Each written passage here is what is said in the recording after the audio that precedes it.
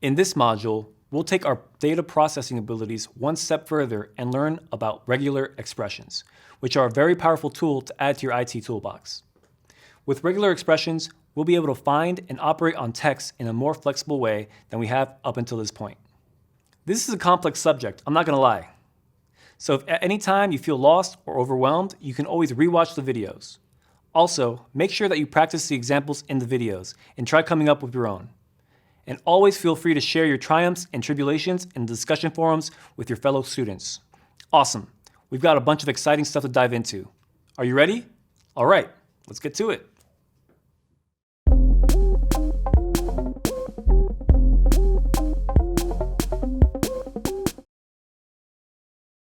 We said we'll be talking about regular expressions. So what are these expressions and why are they regular?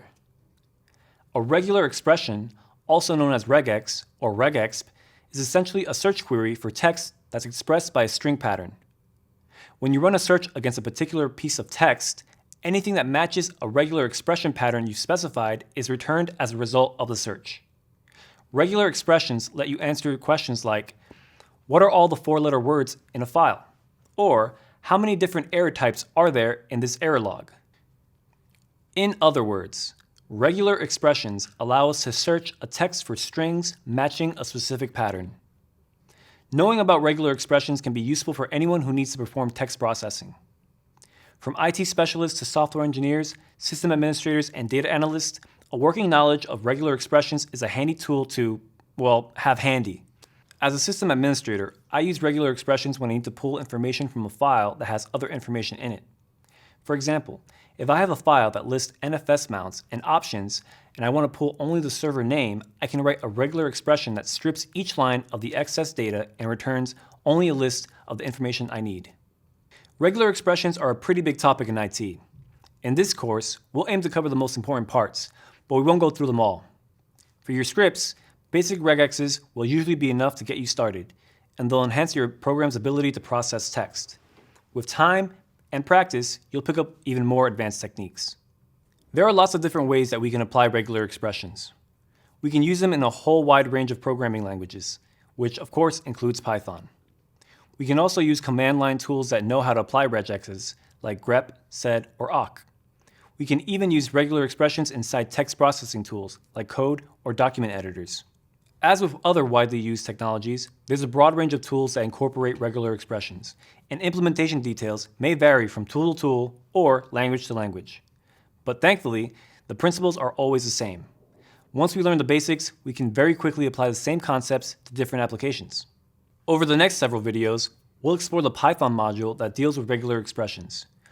We'll check out how we can apply the regexes to processing, parsing, and extracting meaning from text read by our scripts. And we'll look at a bunch of different examples where we can use regular expressions to solve some real-world problems. Are you as eager to get going as I am? Great, let's go.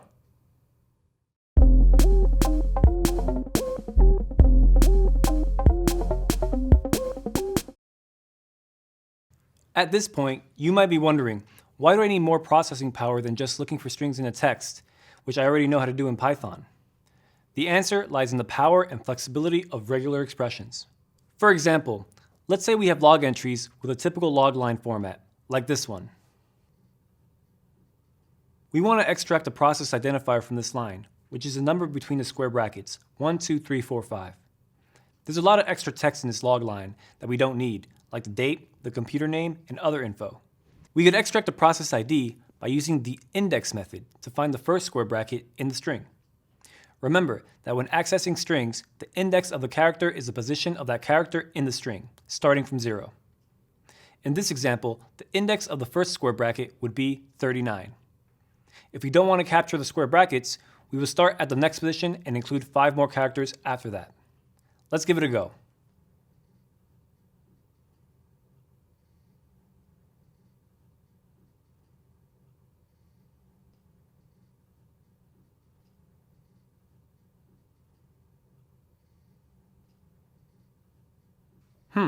Although we get the text that we wanted, we might hit a few bumps down the road.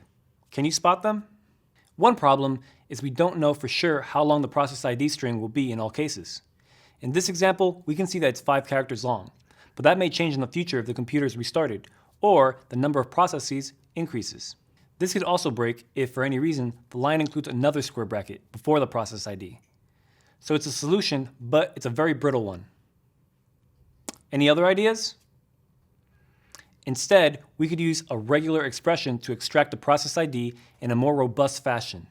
For that, we're going to import the RE module, which lets us use the search function to find regular expressions inside strings. Great! This regular expression will work no matter where our process ID shows up or how long or short the line is. As long as there's a single sequence of numbers in the string marked by square brackets, this regex will extract those numbers for us. If the regular expression stored in the regex variable looks like gibberish at this point, don't worry, that's expected. We'll explore the syntax and how we use these expressions in upcoming videos. At this point, the key takeaway is that regular expressions are both powerful and flexible tools. By the end of this module, you'll be able to read and unpack statements like the one in this example. We're off to a strong start. Next up, we'll learn how to use some very basic matching with the grep command.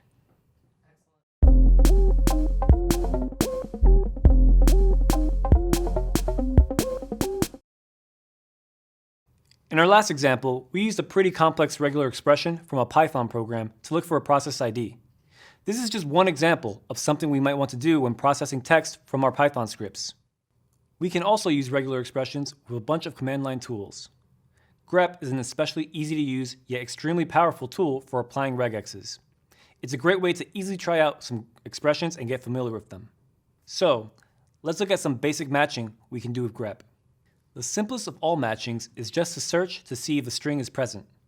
Remember that grep works by printing out any line that matches the query that we pass it. So, for our simplest query of passing a plain old string, grep will print any lines containing that string in the file that we give it. Let's try this out using grep to find words inside the /user/share/dict/words file, which is a file that some spell checking programs use to verify if a word exists or not. This file contains one word per line. We'll start by looking up words that contain the particle fawn. Let's see what happens.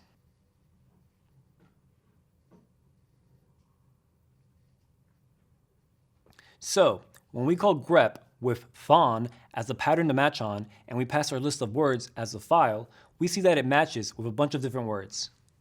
These words all contain the string fawn somewhere inside of them, which is why they appear in our results. We also see that the output is highlighted for us, showing us the matching part of the line in a different color. This added visual indicator is something that grep does for us so that we can easily see where the match occurred. It's worth calling out that the string we're passing to grep is case sensitive, so it needs to be matched exactly. If we use uppercase letters, they'll only be matched by uppercase letters.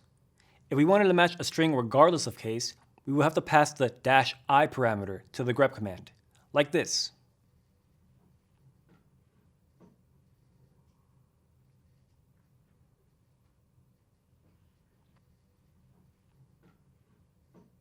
Nice! So we now know that any basic string is already a regular expression, which will match a line that contains that string. To get the most out of regular expressions, we need to learn more of their syntax, which can be as complicated as it is powerful. In particular, we have to know the reserved characters that give extra meaning to the patterns that we create. It's these characters that allow us to do more advanced matching than just checking for a literal string. For example, a dot matches any character. This means that if we include a dot in our expression, that dot is a wildcard that can be replaced by any other character in the results. Let's check out an example of this.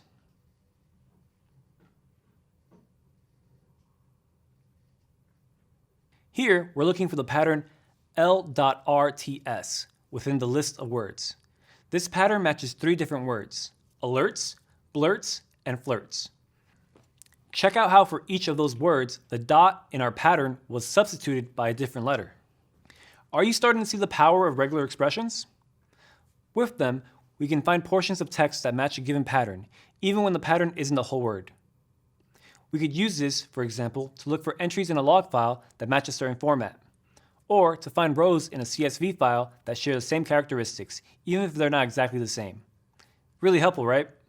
Other easy examples of special characters that we can use in our regular expressions are the caret or circumflex and the $ anchor characters. These tell us where in the line the regex should match from. The circumflex indicates the beginning and the $ indicates the end of the line.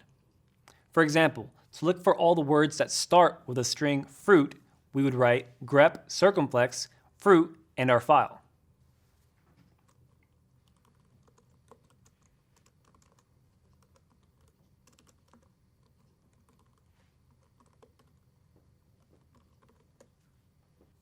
See how regexes can be an extremely fruitful tool?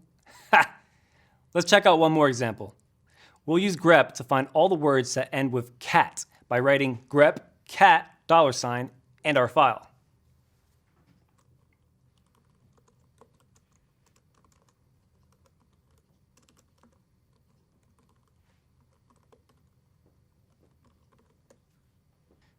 That worked just perfect. Are you starting to get it meow? One thing to remember is that the circumflex and the $ specifically match the start and end of a line, not a string. Take a log file, for example, where each line contains a lot of different words. We can use a circumflex to check if a line begins with a pattern, or use a $ to check if it ends with a pattern. But our patterns will match only if the line fits that criteria, not the contained words.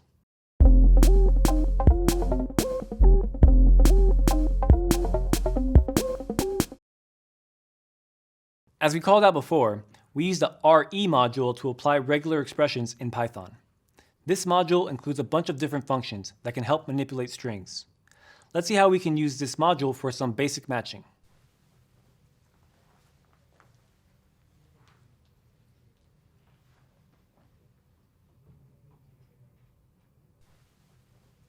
So, we called the search function on the RE module and told it to use the pattern AZA on the string plaza.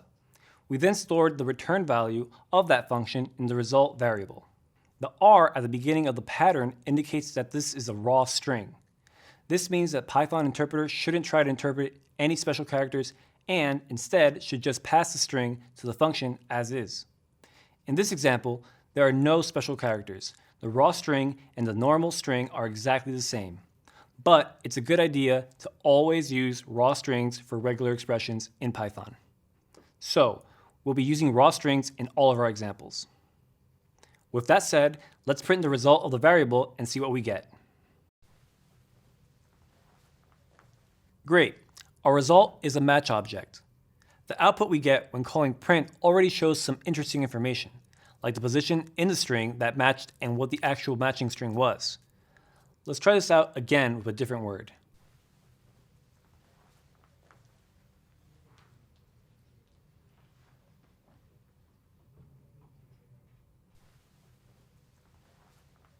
In this case, we can see that the span attribute is different. That's because the match substring is in a different position inside the string. The match substring is still the same though, because we're matching with a plain string. No special syntax yet. What do you think will happen if we pass a string that doesn't match the expression? Let's try it and find out.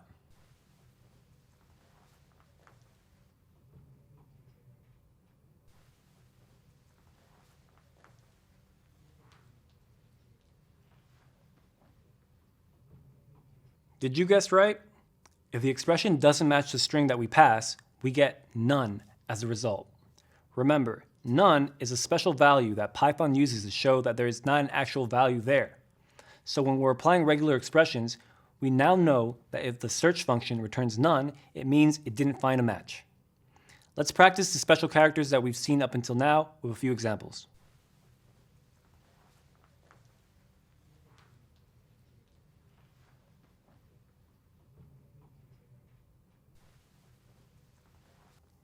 Here, we told the search function to use the circumflex X pattern on the string xenon. We can see that it matched at the beginning of the line on our X as we expected. What happens if we use a dot, which can match any character?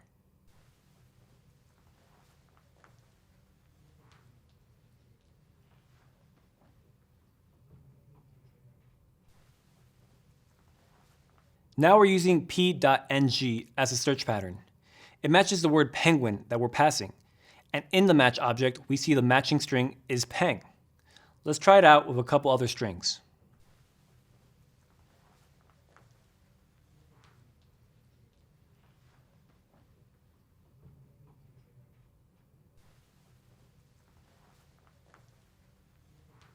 Nice. So here we can see the match attribute always has the value of the actual substring that matched the search pattern.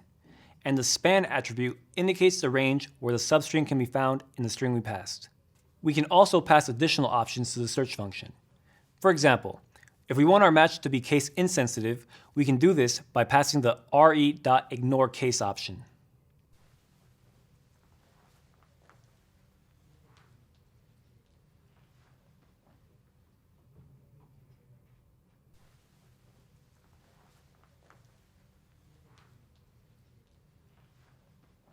Great. Now we know how to apply in Python the basic regular expressions that we used earlier with the grep command. You can now use your local Python installation to practice these and any other examples of regular expressions that you can think of. So, how about experimenting on your own until you feel comfortable with them? Take your time, you'll get the hang of it. Coming up, we're going to dive deeper into the syntax of regular expressions and what we can do with them.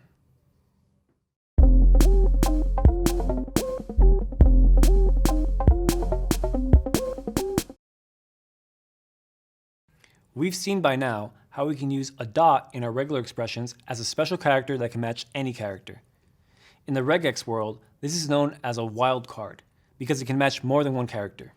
Using a dot is the broadest possible wildcard because it matches absolutely any character. But what if we wanted something stricter? Like checking if an answer given by a user contains a valid character, or finding all the usernames in a CSV file that start with a vowel. We have to restrict our wildcards to a range of characters to do this. For this task, we use another feature of regexes called character classes. Character classes are written inside square brackets and let us list the characters we want to match inside of those brackets. For example, say we want to match the word Python but allow for both lowercase or uppercase p. We could do it like this.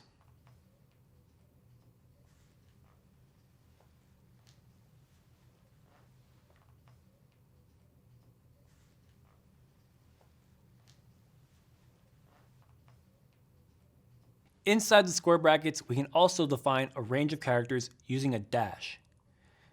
For example, we could use lowercase a to lowercase z to state any lowercase letter. So, if we wanted to look for the string way preceded by any letter, we could write the expression like this one.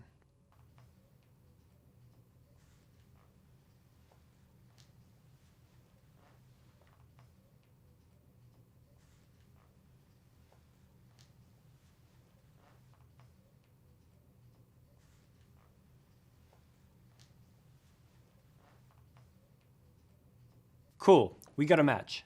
The character class defined was matched by the letter H. Let's try a different string.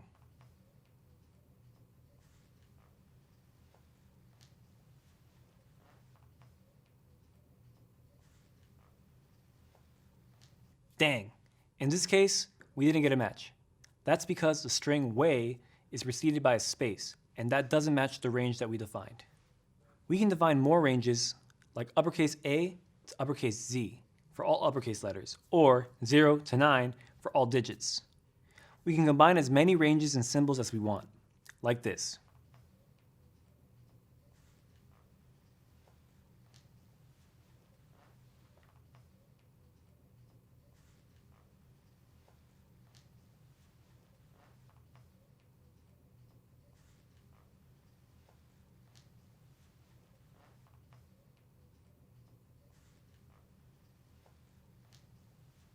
So, as you can see, we can match anything that's defined between the square brackets.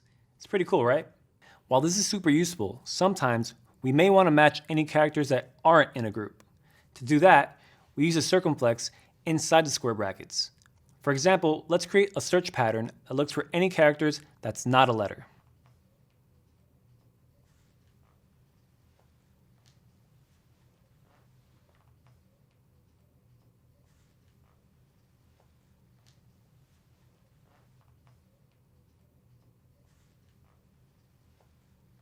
Here, our pattern matched the first space in the sentence. What if we also add a space to the list of characters that we don't want to match?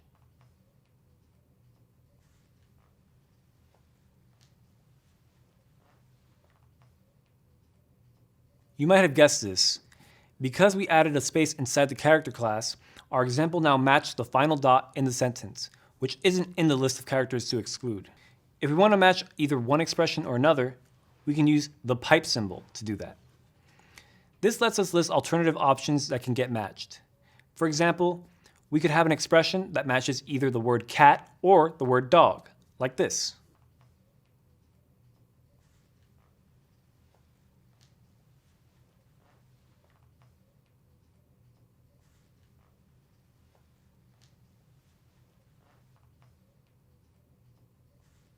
So, since the string contains the substring cat, the search function could find it.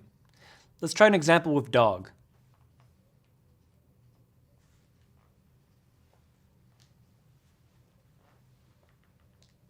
This expression contains the substring dog, so we found a match. Let's try a sentence with both dogs and cats.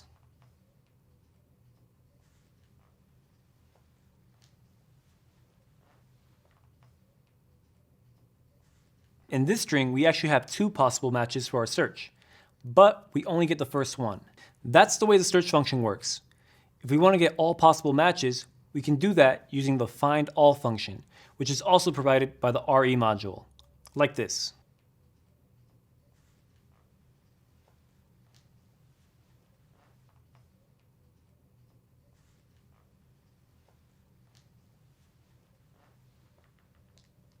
So with findAll, we don't need to choose between cats and dogs. What a relief. Okay, we've seen how we can match different groups of characters or even completely different strings. Are you starting to wrap your head around it all? Like I said before, this stuff is kind of tricky. Feel free to take time to practice these functions on your own. These tools can be super useful in the IT world, so you'll definitely want to get a good handle on them. Now, what do you think we'd have to do if we wanted to match something more than once?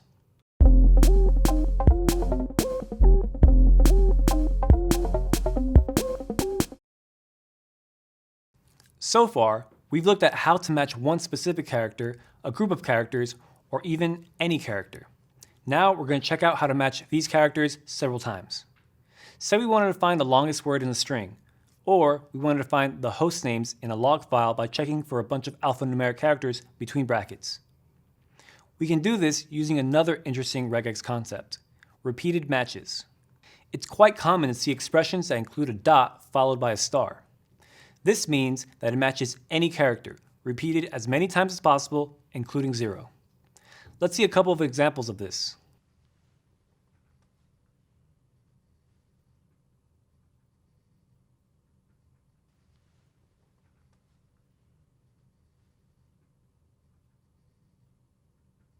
In plain English, you could read this regex as match pi followed by any number of other characters followed by n. But with our dot star combination, we expanded the range of the match to the whole word. See how the dot takes a different value for each letter? Let's try a different string, Python programming. What do you think the pattern will match?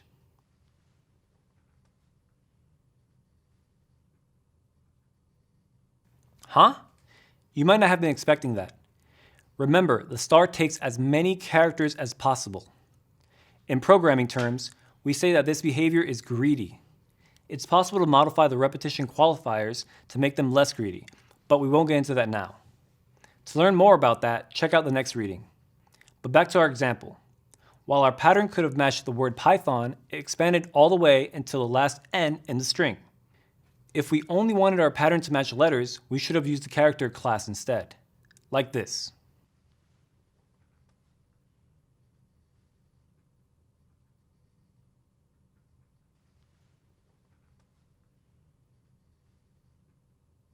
Remember how we said that 0 times is also a possibility?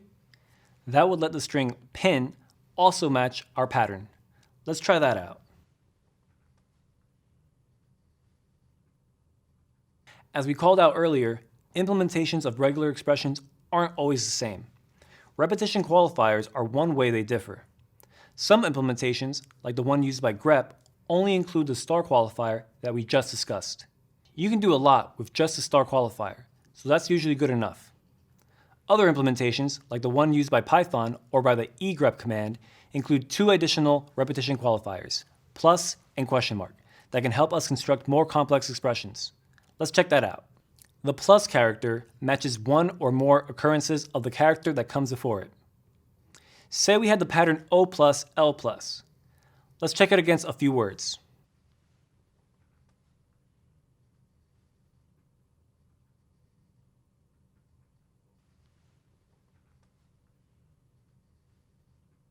In this case, there was one occurrence of each, and the match pattern shows us the shortest possible matching string.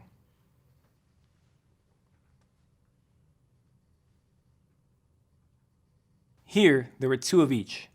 Again, we can see the match is a whole string that matches the condition. Let's try something that doesn't match. So, while our string here had an O and an L, it had another character in between them. Because of this, it doesn't match the search pattern. Does that make sense? The question mark symbol is yet another multiplier. It means either 0 or 1 occurrence of the character before it. Let's see how this works.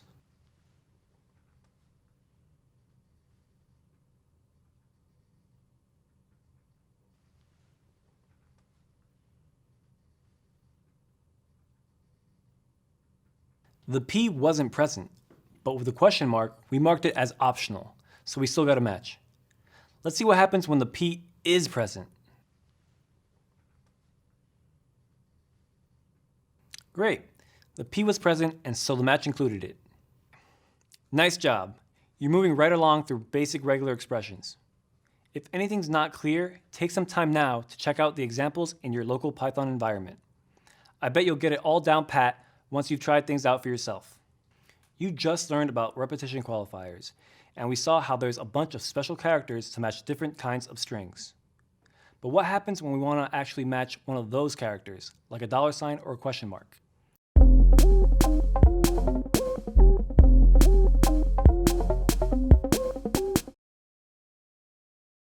We've now seen a lot of special characters that we can use in our regular expressions to make them match different kinds of strings.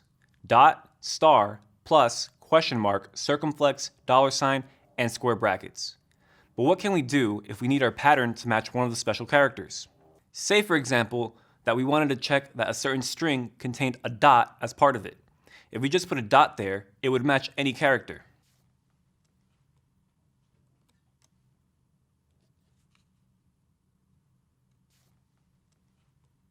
Here, we wanted to match on strings that had .com in them, but we matched a string with something else in it. That's not what we wanted. To match an actual dot, we need to use an escape character, which in the case of regular expressions is a / character. So let's add that to our pattern. By escaping the dot, it no longer matched the word welcome. And since there's no .com in the string, it returned none. Let's try something that should actually match.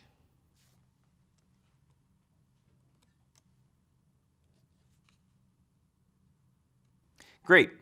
By adding the \, we've got this to correctly match what we wanted it to match. We can use the \ in this way to escape any special characters, including the ones that we haven't even talked about yet. Something to watch out for. It can get really confusing with backslashes since they're also used to define some special string characters. We've called out, for example, that \n is a sequence used in Python to indicate a new line, and \t does the same for tabs. When we see a pattern that includes a \, it could be escaping a special regex character or a special string character. Using raw strings, like we've been doing, helps us avoid some of this possible confusion, because the special characters won't be interpreted when generating the string. They will only be interpreted when parsing the regular expression. On top of this, Python also uses the \ for a few special sequences that we can use to represent predefined sets of characters. For example, \w matches any alphanumeric character, including letters, numbers, and underscores. Let's check out a couple of examples.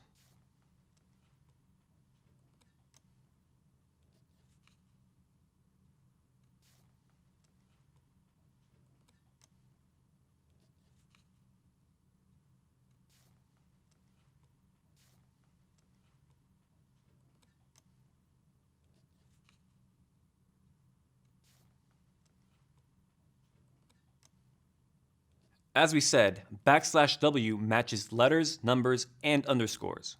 So, in the first example, our pattern matched the first 4 letters until the space, because spaces aren't part of that set of characters. While in the second example, it matched the whole string. There's also \d for matching digits, \s for matching white space characters like space, tab, or new line, \b for word boundaries, and a few others. Yikes, that was a lot. You might be thinking, escape, escape, escape from all these escape characters.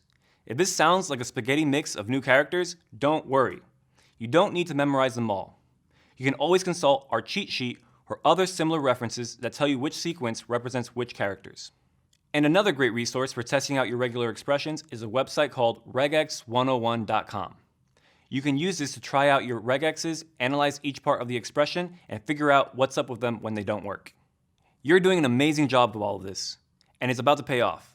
Up next, we're going to start creating some complex patterns and use them in real-world applications.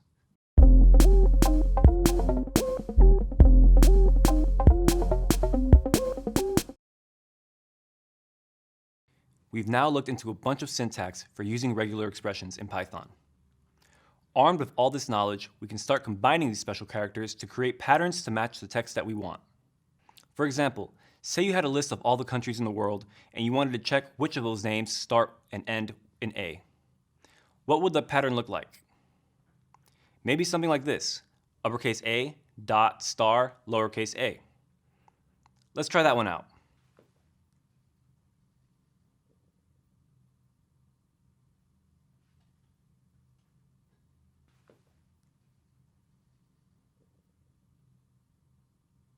Awesome, seems like that worked. Let's try it with a different country, Azerbaijan.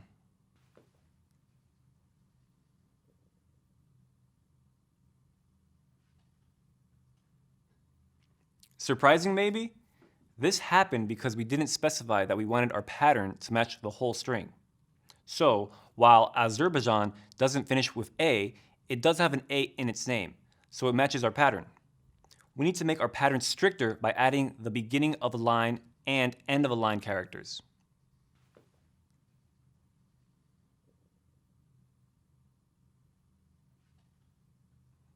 By adding a $sign to our pattern, we've made it clear that we only want to match lines that begin and end with the letter A. So, Azerbaijan doesn't match anymore.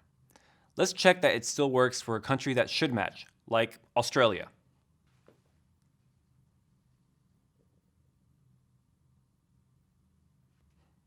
Using regular expressions, we can also construct a pattern that would validate if a string is a valid variable name in Python.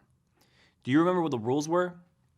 It can contain any number of letters, numbers, or underscores, but it can't start with a number. So, what do you think the validating pattern would look like?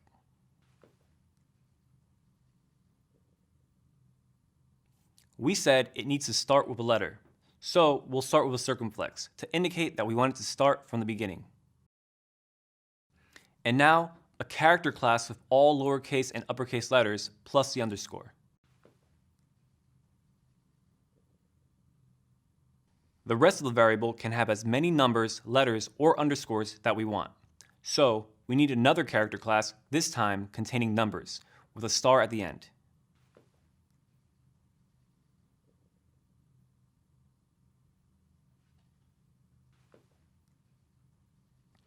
Okay, we're almost done. You definitely deserve a star at the end of this. One last thing. We want this to be the end of the string that we're matching. Otherwise, we could match something that could be a variable, but that also contains additional stuff after it. So, we finish up with a $sign. Now, we'll apply this pattern to a few examples and check that it matches correctly.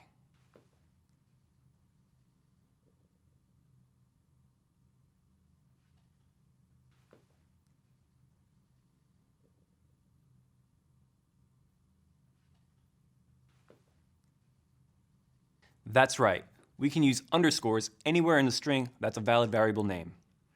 It matches our validation pattern because we included underscores in it. Let's try something a little different.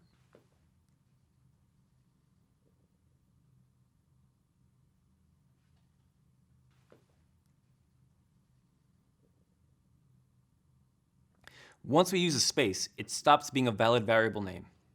It doesn't match our pattern because spaces aren't included in the possible characters. Let's check out a variable with a number.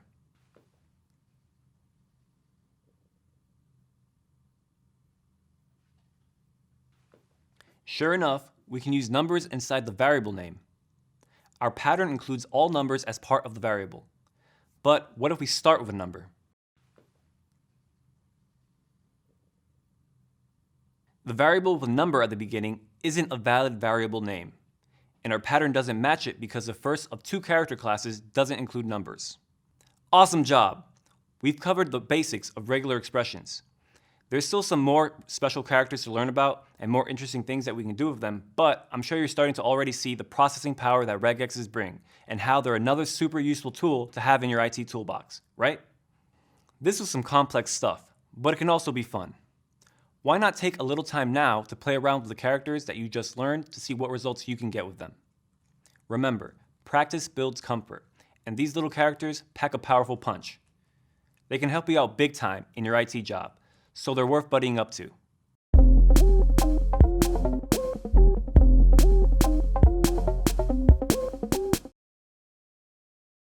Up to now, we've used the search function to check if a string matched a certain pattern, but the only thing we've done with the result is print.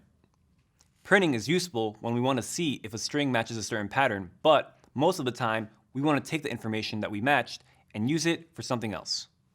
For example, we may want to extract the host name or the process ID from a log line and use that value for another operation. For that, we need to use a concept of regular expressions called capturing groups. Capturing groups are portions of the pattern that are enclosed in parentheses. Let's say that we have a list of people's full names. These names are stored as last name, comma, first name.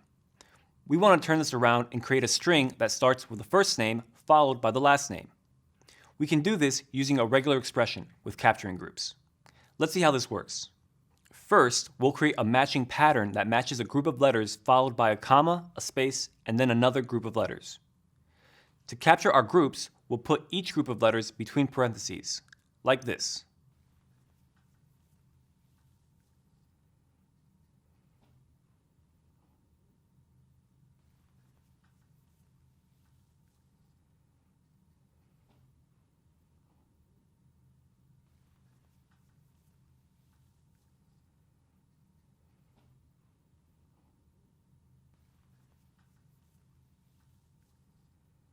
Great, we have a match. Remember that \W will match letters, numbers, and underscores. The match object has more attributes and methods than the ones shown by print, so we're going to start using them now. Let's look at the output of the groups method.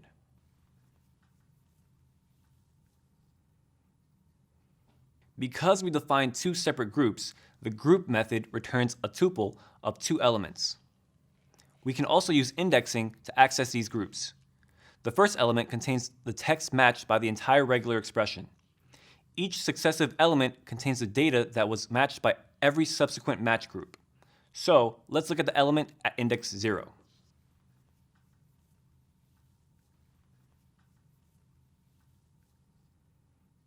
That's the whole string.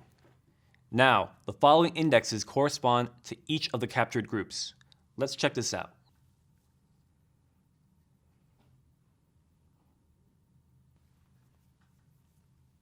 So we can construct the name that we want by using these indexes.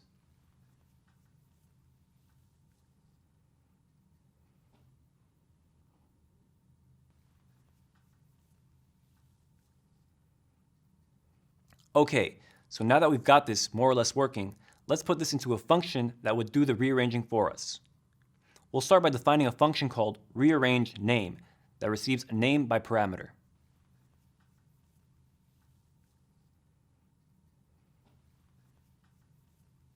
Now, we'll search the string with the same pattern that we saw before.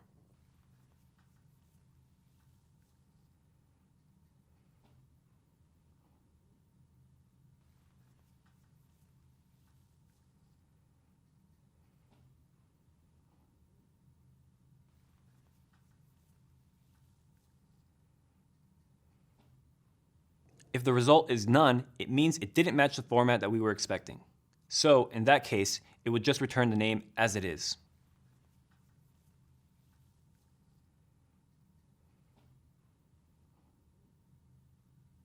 Okay, if we're here, then our pattern matched and our result variable will have two capture groups, one for the characters before the comma and another for the characters after the comma. Let's return the rearranged version of that string.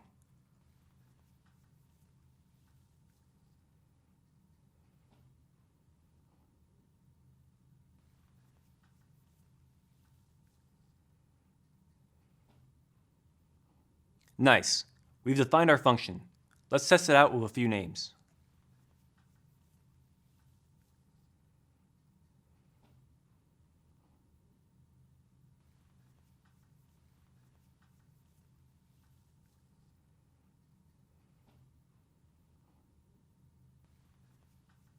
Cool, this seems to be working. But what if we give it something a little bit more challenging?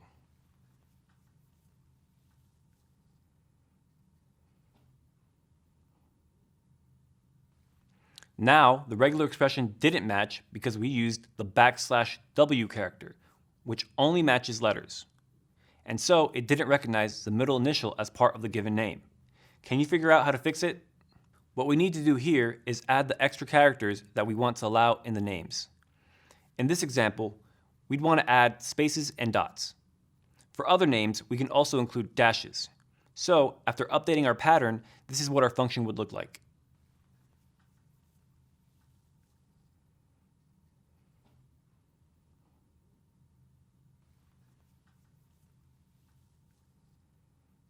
So, as you can see, by adding extra characters between square brackets, we rearranged a name that was a little more complex. I bet you can come up with some more examples for using capturing groups. Up next, we're going to cover more on repetition qualifiers. See you there.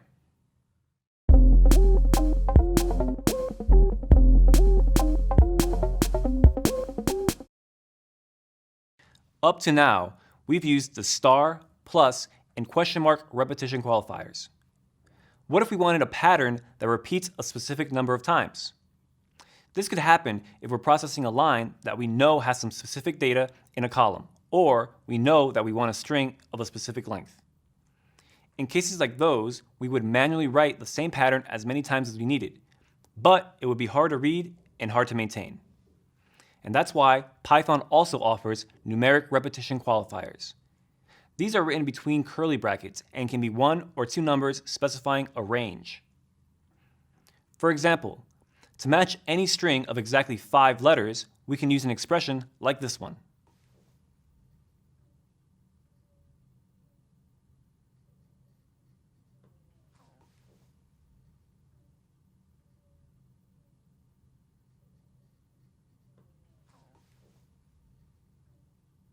Remember that the expression will match whichever part of the given string that fits the criteria. In this case, we're looking for letters that are repeated 5 times, and ghost has 5 letters, so it matched our pattern.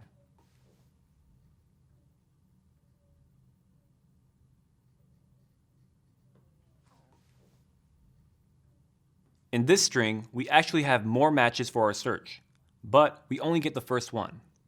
Remember what we can do to find more matches? That's right, use the find all function, like this.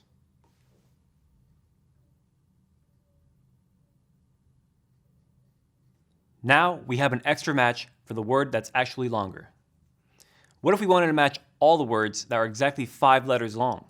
We can do that using \b, which matches word limits at the beginning and end of the pattern to indicate that we want full words, like this.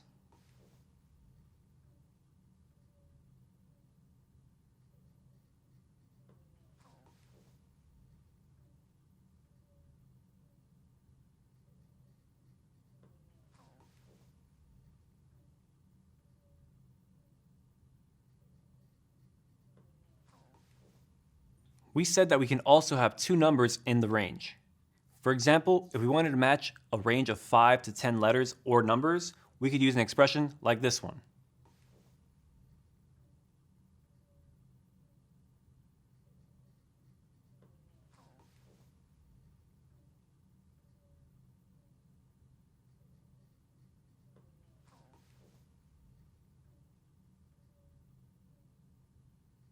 These ranges can also be open-ended.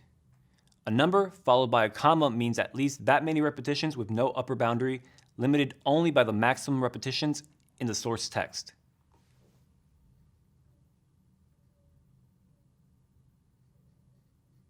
Okay, that looks good. Pulse check. Hopefully Python isn't spooking you, and you're very much enjoying learning it. Wow, what is it about teaching Python that makes me break out these cheesy jokes? I can't help myself. Now, for our final example, a comma followed by a number means from 0 up to that amount of repetitions. Let's check that one out.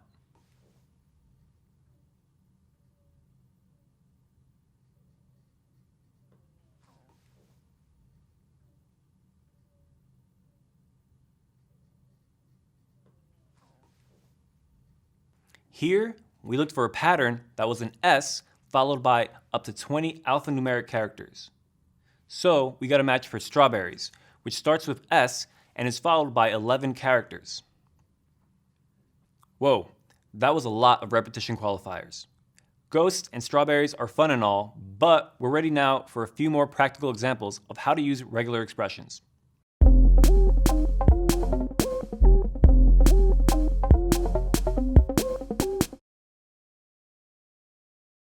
Remember the example from the beginning of our discussion of regular expressions? It was way back in the first video of this module, when we were looking at the log lines and extracting process IDs. Well, we now have enough info to fully understand it. Let's walk through it step by step. The first character of the pattern is the backslash, which is used as the escape character. This means that the next character, which is a square bracket here, is treated literally for matching purposes. After the square bracket comes the first parentheses. Since it isn't escaped, we know it'll be used as a capturing group. The capturing group parentheses are wrapping the \d plus symbols. From our discussion of special characters and repetition qualifiers, we know that this expression will match one or more numerical characters. After the closing parentheses of the capturing group, we have the closing square bracket symbol, also preceded by the escape character.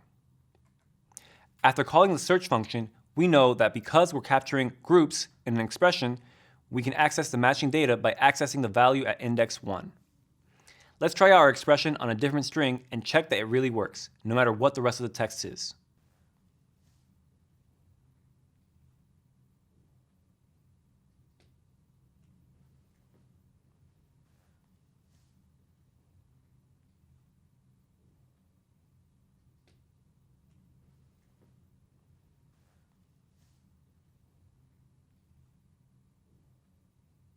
Okay, this works fine. But what if our string didn't actually have a block of numbers between the square brackets?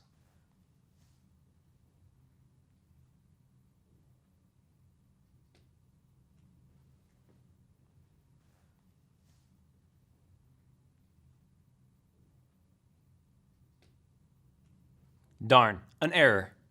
What happened? We tried to access the index 1 of a variable that was none.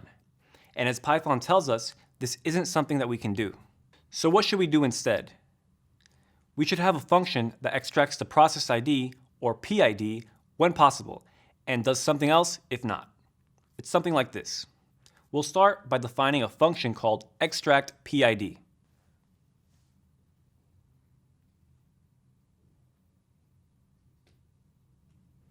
Now, we'll use the same regex as before, and we'll store the result of the search function in a result value, just like this.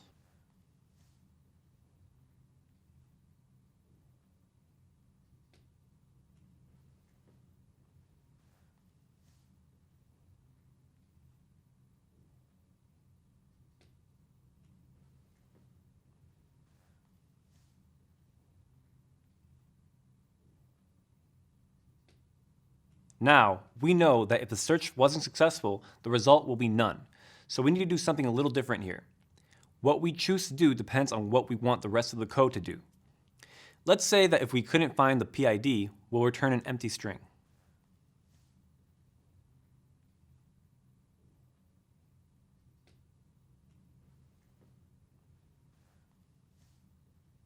And finally, if we're at this point, it means the result is a match object. So we can access the first capturing group and return that.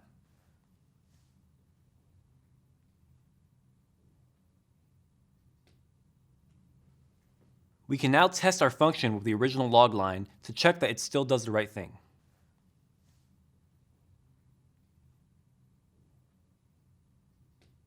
Nice! Let's wrap this up by trying it out with a string that broke our code before.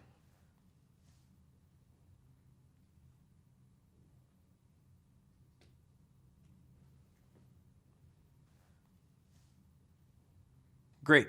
It didn't match, so it returned an empty string. That's exactly what we wanted. All right. We now have a function that lets us correctly extract PIDs from log lines without it breaking other lines. Hopefully, this is all starting to make sense now. But remember that if things are not totally clear, you can always review the content and practice on your own until you feel comfortable with it. Up next, for the last step in our journey with regular expressions, we'll check out some of the other functions the RE module gives us.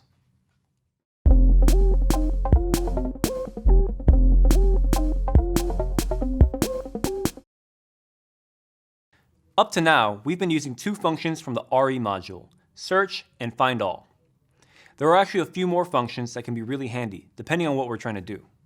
One of these functions is called split. It works similarly to the split function that we used before with strings, but instead of taking a string as a separator, it can take any regular expression as a separator. For example, we may want to split a piece of text into separate sentences. To do that, we need to check not only for the dots, but also for question marks or exclamation marks, since they're also valid sentence endings. It's something like this.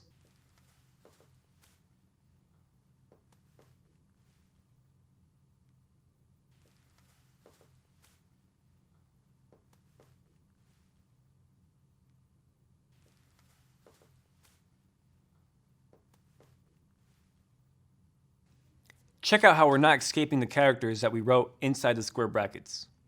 That's because anything that's inside the square brackets is taken for the literal character and not for its special meaning. Also, see how the notation marks aren't present in the resulting list. If we want our split list to include the elements that we're using to split the values, we can use capturing parentheses, like this.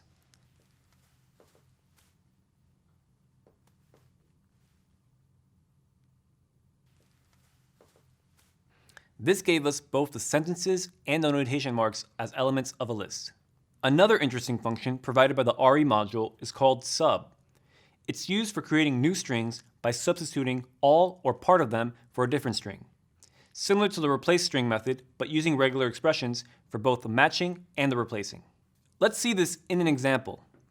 Say we had some logs in our system that included email addresses of users, and we wanted to anonymize the data by removing all of the addresses. We could do that by using an expression.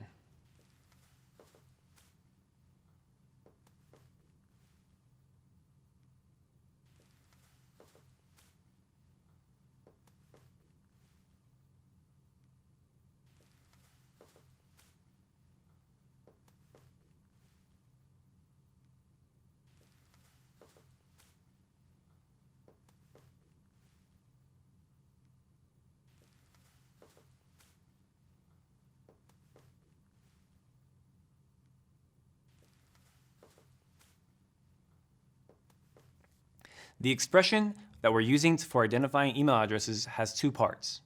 The part before the @ sign and the part after it. Check out the part that comes before the @ sign. We include the alphanumeric characters represented by \W, which includes letters, numbers, and the underscore sign, as well as the dot, %, plus, and dash. After the @ sign, we only allow the alphanumeric characters, dot and dash. This will match all email addresses, as well as some strings that aren't really valid email addresses, like an address with 2 dots. In this scenario, we want to be better safe than sorry. So, we're going to redact anything that looks like an address. If we wanted to validate that the address is an actual email, we would need to be a lot stricter. We just use a regular expression for searching and a plain string for replacing. Let's now look at an example using sub where we use regular expressions for the replacing. For that, we'll go back to our code that switched the order of names of people and use sub to create the new string.